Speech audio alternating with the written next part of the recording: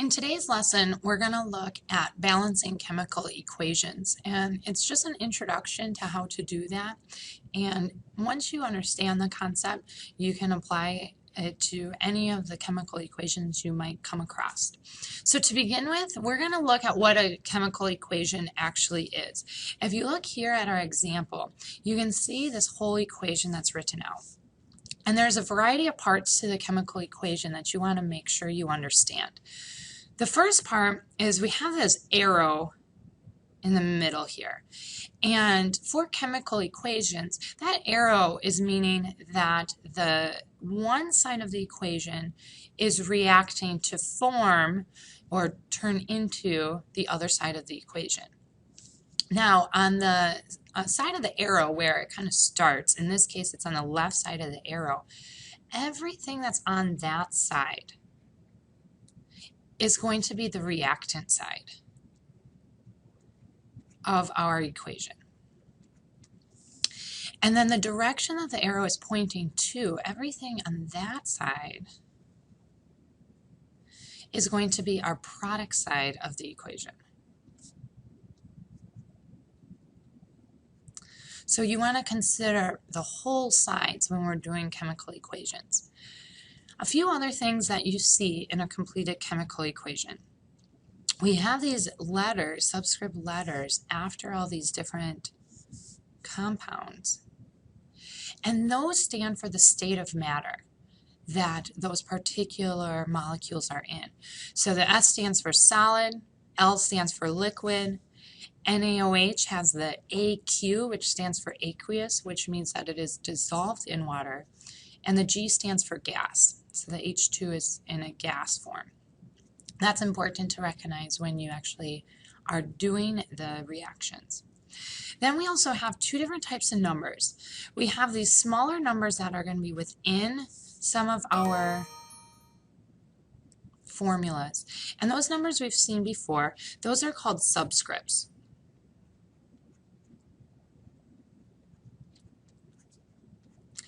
And the subscripts are going to apply to the element that they follow. So in this case, this 2 applies to having 2 hydrogens.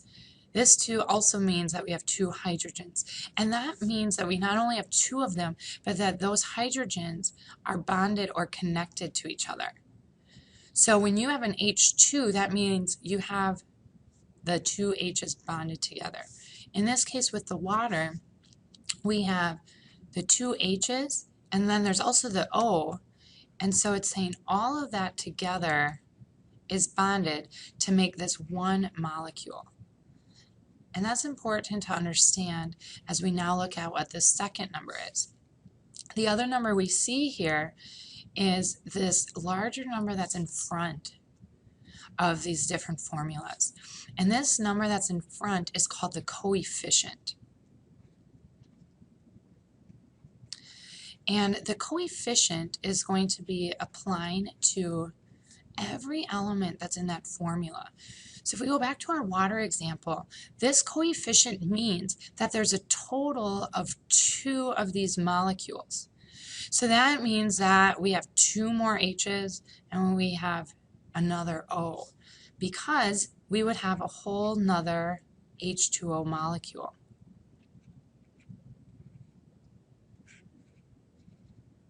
Now these 2 H2O molecules are individuals. They aren't necessarily connected at all, but you can see by this coefficient that that applies to the whole molecule. So then when you look at just the atomic level, you can see how you have 2 O's, and then we have a total of 4 H's. Okay, so just a few things to kind of keep in mind here as we are going through our chemical equations. Now we want to look at why we have to balance chemical equations. And the reason for that is because of the law of conservation of matter and mass. The law of conservation of matter and mass say that matter and mass cannot be created or destroyed. So whatever we start with, we also have to end with. Or whatever we end with, we have to somehow start with it as well. So if we look at this equation that's here, the dots are to represent the different atoms visually for you. But if we look just on the reactant side of the equation, you can see that we have potassium, we have chlorine, and we have oxygen. So now if we look on the product side of the equation, we have to make sure we have those same elements. And we can see we have potassium, we have chlorine, and we also have oxygen. So because of that, we are following the law of conservation of matter. We have no new elements, and we didn't get rid of any elements. Now we got to check to make sure that we're following the law of conservation of mass. In order to do that, I'm going to count up my total number of atoms I have for each element on both the reactant and the product side. So if I start over here with my reactant side, I have potassium. And to find the total number I have, I look at the subscript, and there is no subscript, so we assume that there is one potassium atom. And now I need to multiply that by how many total molecules of KClO3 I have. So the coefficient is 2. So I have a total of 2 potassiums. And if we're looking at these dot structures, the potassium is the purple. So I can see that there's 2 purple dots. Now I do the same thing with the Cl. And the chlorine has a total of 2 because it's a subscript 1 multiplied by my coefficient. And then the oxygen is going to be a total of 6 because just in the KClO3 molecule I have 3 oxygens. But because I have 2 of those molecules, that means I have a total of 6 oxygens. So now I'm going to go over on the product side, and I'm going to count up how many atoms I have of each of the elements here. The potassium, I have 2. Chlorine, I have 2 because of that coefficient. And then the oxygen, I have 2 within the O2 molecule, but I have 3 of those molecules. So 3 times 2 is 6. So I have a total of 6. And I can see when I compare these numbers to my reactant side numbers that they all equal for each element. So that tells me that this equation is balanced and it follows the law of conservation of mass. If you look at this particular example that we have down here, go ahead and pause the video and see if this equation follows the law of conservation of matter and also the law of conservation of mass. When you are all done, you can start the video again. Okay, now that we know what we're looking for in a balanced equation and also why we're doing it, we're going to look at how we actually do this. Now, when we balance equations, there's a few key points that I'm going to explain here, and then we'll apply it as we practice. I recommend that you always start with the most complex molecule. And the reason being is that usually it's going to have to be changed or affected somehow, so you might as well just start with it. Then we got to keep in mind we cannot change the subscripts. The subscripts are set for what that particular molecule is, so we can't change the molecule that's part of the equation. But we can and we should be changing the coefficients in order to adjust the total number of atoms for every element. And then lastly, for the coefficients, you don't have to write 1 for a coefficient. It's already assumed 1, just like when we write our formulas with our nomenclature. We just assume that 1. So you can kind of look at this equation down here as an example to kind of see what we're looking at. So let's go ahead and do some practice problems. That's the best way to get better at balancing equation, is just to go ahead and practice. So as I look at this particular formula, I'm going to start with the most complex one, which is the P2O5. Now right away you can use these dot structures to give you a visual to help you with this, or you can just look at these subscript numbers and figure out the math in your head as well. So I see that I got 2 phosphorus on the product side of the equation, and on the reactant side of the equation I only have 1.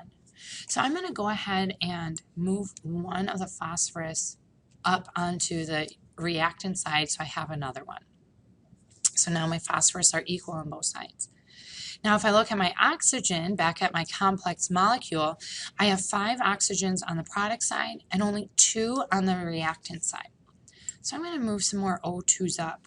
And as I do that, I'm realizing that I can't actually get this number on the reactant side to 5 because it's an O2 molecule. So here I'm going to have to look at what is the lowest common factor between my 5 oxygens over here and my 2 oxygens over here. And that number would be 10. So how I get 10 oxygens on this side is I need to add another molecule of the P2O5. I can't just add the oxygens, I'm adding that whole molecule. So now I got 10 oxygens here, and on this side, in order to get the O2 to 10, I need to add a total of 5 of those molecules. So now I have 5 times 2 to equal my 10 oxygens. My oxygens are now balanced, but as I change this molecule, that also changed my number of phosphorus. So I have to go back and make that switch. Add 2 more phosphorus over here. So now all of my phosphorus and my oxygen are even on both my reactant and my product side. So now I can finish this off by putting in my coefficients. The coefficients are going to be the total number of that particular molecule or compound that you have. So I have 4 phosphorus, and I have a total of 5 O2s, and I have a total of 2 P2O5s. So I write those coefficients in, and now this particular equation is balanced. Let's look at another example here. N2 plus H2 reacts to form NH3. So I'm going to start here with my NH3, be my most complex molecule. And I'm going to start with the nitrogen. I have 1 nitrogen on the product side, but I have 2 on the reactant side. So I'm going to have to drag another NH3 up to the product side. So now I have 2 nitrogen. And in doing so, I changed my number of hydrogens. I now have 6 hydrogens on the product side. So on my reactant side, I need to get 6. And now everything is all balanced. So I can fill in my coefficients. Here I am not going to write 1 because the 1 is assumed. For the H2, I have a total of 3. And for the NH3, I have a total of 2 of those molecules. Okay, now let's try a few examples where we don't use the dot structures as a visual. And let's see if we can do the same thing. Now there's a variety of ways that you can write notations for this. I'm going to show you a few examples, and then you can use whatever is going to work best for you. So I'm looking at my reactant and my product side, and I'm going to start with the most complex, which is the NaCl.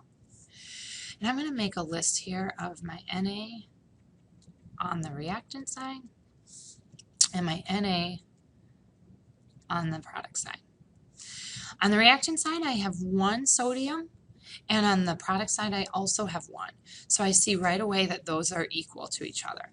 So now I'm going to go to my chlorine, and on my reactant side, I have 2 chlorine atoms because of that subscript. So I'm going to write that in. And on my product side, I only have 1. So how do I get the 1 to equal the 2? Well, the lowest common factor is 2. So I'm going to need 2 of those molecules. I add that into my coefficient. And I'm going to just cross this out and change my number now because I have 2 there. Now when I added this coefficient to the NaCl, I not only added 1 Cl, I added another Na. So I got to go back and change my number here to my sodium. And now these are no longer equal. So I got to go back to my reactant side, and I need 2 sodiums. So now all of my elements and the number of their atoms are equal. So this equation is balanced. All right, let's look at this one. This is a little bit more complex. We got more elements that we're using. So same thing, I'm going to start with what seems to be one of the most complex ones. And in this case, I'm going to just write the elements down the middle. So let's start with our lead over here. On the reactant side, I have 1 lead. So I'm going to just write the 1 to the reactant side of the lead. And over here, I have 1 on the product side. So same thing, I'll just write the 1. Moving on to our bromine. On the reactant side, I have 2 because of the subscript. On the product side, I only have 1 to start with. So the lowest common factor between that is 2. So I need to add my coefficient of 2. So I now have 2 bromine. Change that. Because that also changes the hydrogen, I gotta keep that in mind, but I didn't write any hydrogen yet, so we'll account for that in a little bit. Our next molecule here is HCl. I'm gonna just keep on moving through it. So here I got H and then 1 hydrogen on the reactant, and now I got 2 hydrogen on the product side. So I have to go back and change my reactant side, so I no longer have 1, I have 2. So these numbers equal each other. And then lastly, I have my chlorine. And because of this coefficient, I have 2 total chlorine on the reactant side. And over on the product side, because of the subscript there, I have 2 total chlorine. This all checks out. I can even double check. I got 1 lead, 2 of the bromides, 2 bromides, 2 hydrogens, 2 hydrogens. It's all checking out. And then chlorine, so I can see that this is all balanced. One more practice problem for you. This would be making water. We got the hydrogen plus the oxygen to make water. In this case, I'm going to just make my list here. Hydrogen and oxygen.